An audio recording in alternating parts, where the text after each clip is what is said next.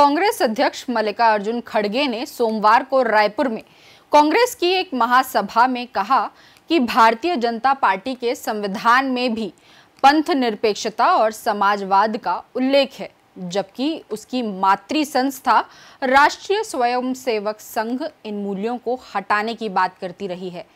इस बयान ने एक बार फिर भारतीय संविधान में धर्मनिरपेक्षता और समाजवाद की भूमिका और उनकी प्रासंगिकता को लेकर बहस छेड़ दी है।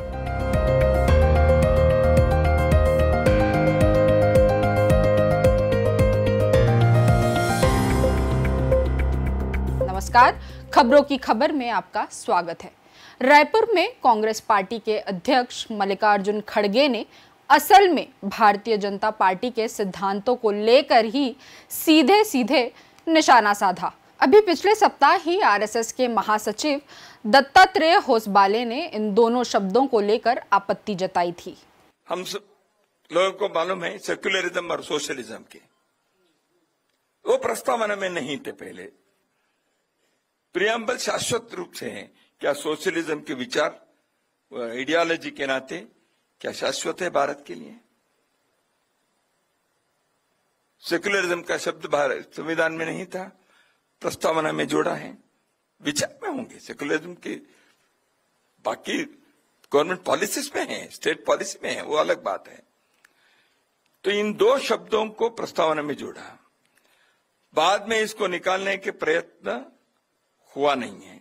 चर्चा हुई, दोनों प्रकार के आर्गुमेंट्स हुए, तो क्या वो रहनी चाहिए प्रस्तावना में? ये विचार होना चाहिए। बाबा साहेब अम्बेडकर ने जो संविधान बनाया था उस के प्रस्तावना में ये दो शब्द नहीं थे। तो इसके उद्देश्य क्या है, विचार किया जाए। इस इमरजेंसी में जब देश के मौलिक अधिकार नहीं थे, देश के संसद नहीं था, न्यायांग पंगु बन गया था, उस समय आपने इसको जोड़ दिया। तो इसलिए ऐसे कई बातें आज भी समीक्षा करने के लिए हैं। हालांकि खड़गे ने अपने भाषण में होसबाले का नाम नहीं लिया, लेकिन उन्होंने साफ कहा कि संघ से जुड़े एक व्यक्ति संविधान से इन शब्दों को हटाना चाहते हैं। उन्होंने भाजपा, प्रधानमंत्री नरेंद्र मोदी, गृह मंत्री अमित शाह और पूरी सरकार को खुली चुनौती दी है कि संविधान से ये शब्द कोई नहीं हटा सकता और न ही इन्हें बदला जा सकता है। आरएसएस का एक है ना, कोई आदमी एक बोला, ये बोला संविधान से सेक्युलरिज्म और सोशलिज्म वर्ड ये निकालना है। क्या बोले?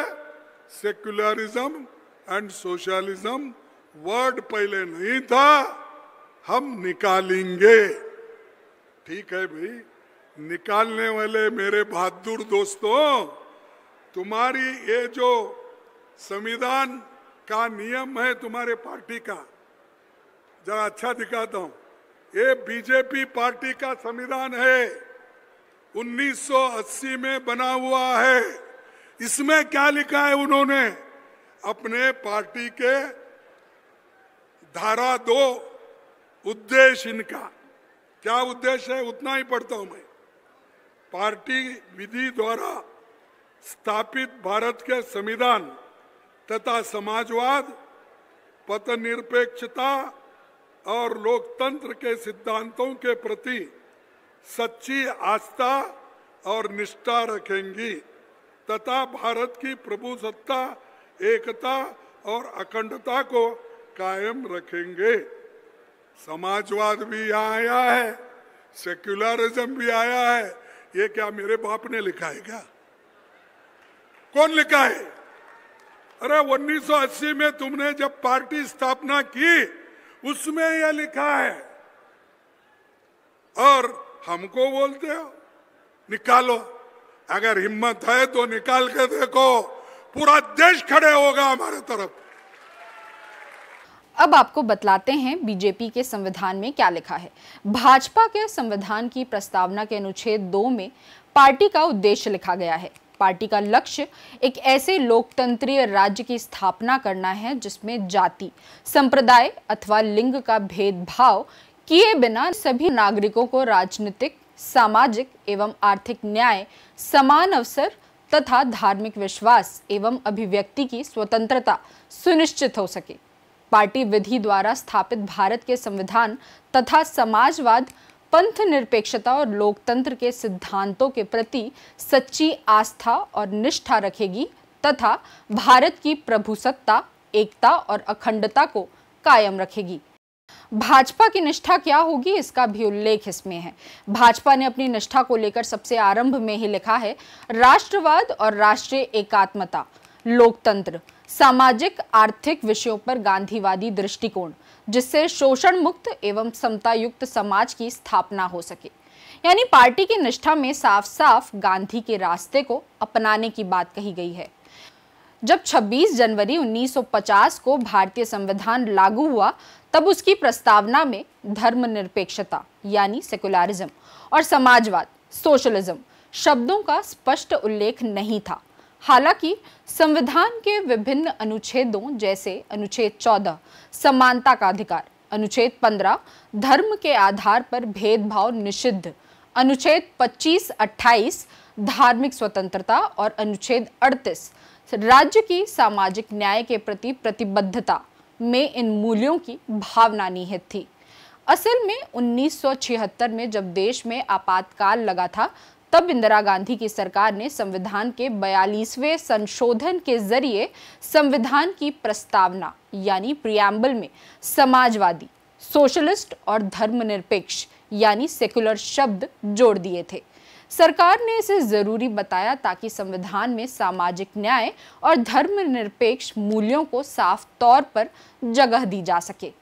धर्मनिरपेक्षता या सेकुलरिज्म को लेकर बार बार कहा जाता है कि पश्चिम में धर्मनिरपेक्षता का अर्थ राज्य और चर्च के पूर्ण पृथक्करण से है। भारत में इसका अर्थ सर्वधर्म समभाव है, यानी राज्य सभी धर्मों को समान रूप से मान्यता देता है, लेकिन किसी एक धर्म का पक्ष नहीं लेता। इसी तरह समाजवाद या सोशलिज्म का अर्थ है आर्थिक समानता, संसाधनों का न्याय संगत वितरण और समाज के कमजोर वर्गों की सुरक्षा। भारतीय संदर्भ में ये राज्य की भूमिका को एक कल्याणकारी राज्य के रूप में परिभाषित करता है। बहरहाल 1976 में संविधान में शामिल इन दो शब्दों को शामिल किए जाने के बाद कई अवसरों पर भाजपा इन शब्दों को लेकर सवाल उठाती रही है।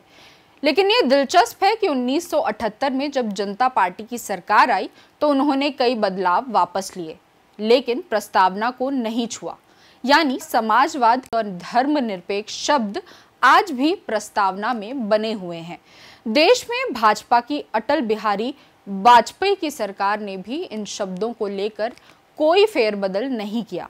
यहाँ तक कि पिछले 10 सालों से केंद्र में भाजपा की सरकार है, उसने भी इन शब्दों को बदलने को लेकर संसद के भीतर कोई प्रस्ताव नहीं लाया। असल में इन दो शब्दों को शामिल किए जाने की पृष्ठभूमि को भी समझने की जरूरत है।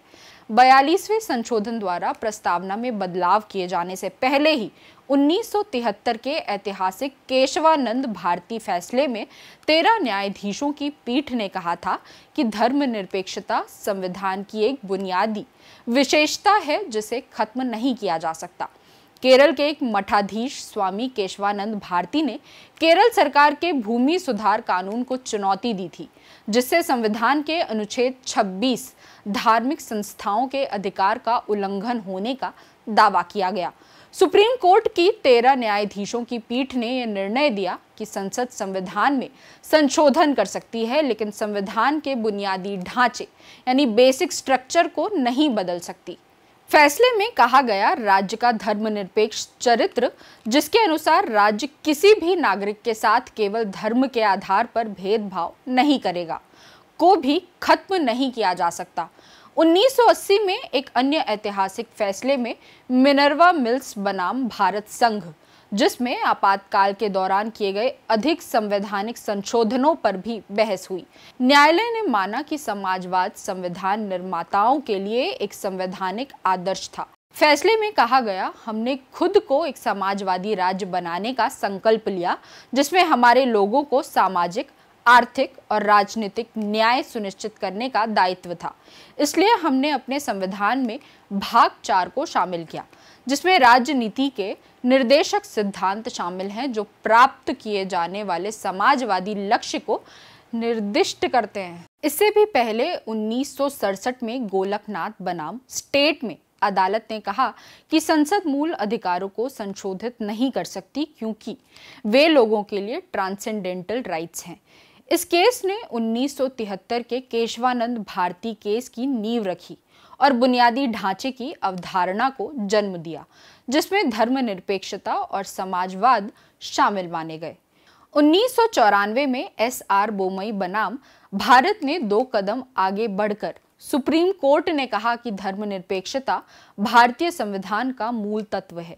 यदि कोई राज्य सरकार संविधान के इस मूल तत्व का उल्लंघन करती है तो उसे बर्खास्त किया जा सकता है।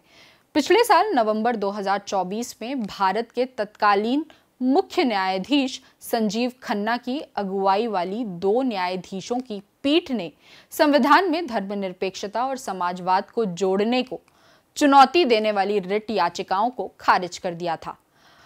असल में राष्ट्रीय स्वयंसेवक संघ का मानना रहा है कि भारत की सांस्कृतिक पहचान हिंदू मूल्यों से जुड़ी हुई है।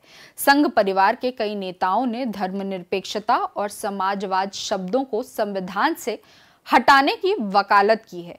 उनका तर्क है कि ये शब्द विदेशी विचारधाराएं हैं जिन्हें आपातकाल के दौरान थोप दिया गया। भारतीय जनता पार्टी के संविधान में अभी भी पंथ निरपेक्षता और समाजवाद जैसे शब्द शामिल हैं, लेकिन इनकी व्याख्या भिन्न है। आलोचकों का आरोप है कि व्यवहारिक स्तर पर इन मूल्यों का पालन नहीं किया जाता, जबकि समर्थक इसे भारतीय संस्कृति के अनुकूल धर्मनिरपेक्षता कहते हैं। लेकिन इन मान्यताओं से इतर मल्लिकार्जुन खड़गे का बयान केवल राजनीतिक बयानबाजी नहीं बल्कि एक गहरी संवैधानिक बहस को उजागर करता है। धर्मनिरपेक्षता और समाजवाद केवल 2 शब्द नहीं बल्कि भारतीय लोकतंत्र के 2 स्तंभ हैं जो विविधताओं से भरे इस देश को जोड़ते हैं। हालांकि इन शब्दों को लेकर राजनीतिक मतभेद हो सकते हैं, लेकिन न्यायपालिका बार बार स्पष्ट कर चुकी है कि ये भारतीय संविधान के बुनियादी ढांचे का हिस्सा हैं और इनसे छेड़छाड़ संभव नहीं है। ऐसे में ये देखना दिलचस्प होगा कि इन 2 शब्दों पर संघ और भाजपा का रुख क्या होगा।